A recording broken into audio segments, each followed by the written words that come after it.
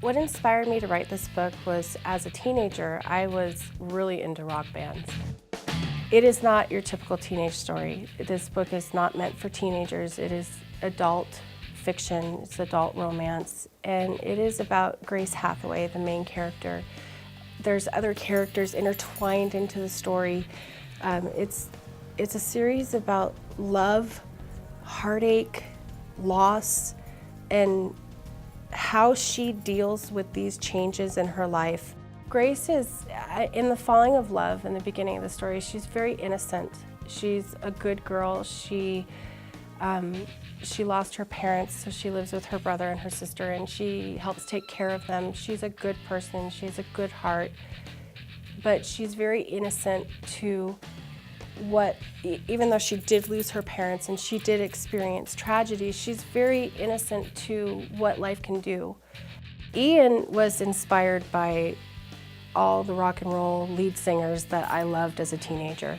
He's tough, he's aggressive at times, he's had a really bum deal on life. When I first started writing the first book, The Falling of Love, it was a test. It was, would people like it? Would people read it?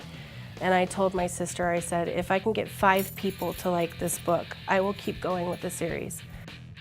I don't know how it got instilled in me, but somehow as I'm growing up, it got instilled in me that men don't love as much as women do.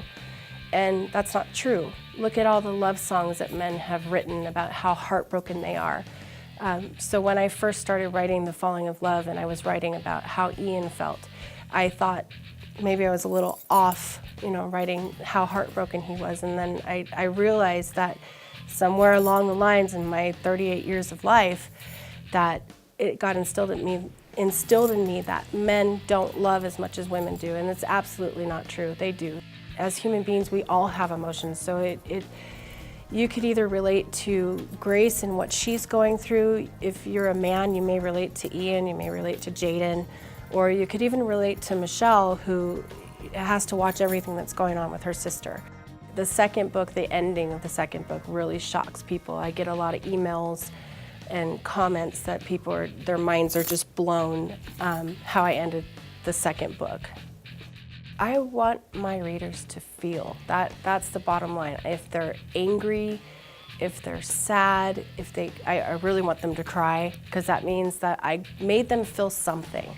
Even if it's anger at one of the characters, as long as they feel, then I've done my job. I've done what I set out to do when I wrote these books.